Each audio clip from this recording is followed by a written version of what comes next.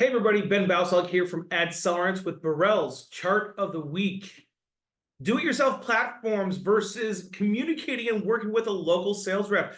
20 years ago, you guys, it would be inconceivable to think that a business owner could buy a local ad without even talking to a local sales rep. If we think about this, today, 1 in 5 say they are rarely, never talking to a local rep.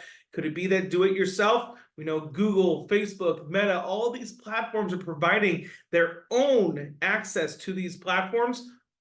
Is that all they need? With the approach of AI acting as a friendly marketing consultant, making recommendations, we may see even less human interaction. Our conclusion here, if you're a sales rep, all that banter about transforming into a trusted marketing consultant seems all the more urgent right now.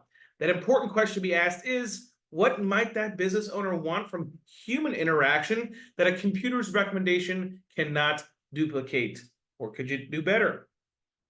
If you're looking for more training on how to be a marketing consultant, feel free to reach out to your digital partners like advertisers. Again, this has Ben Bauslug with Burrell's Chart of the Week.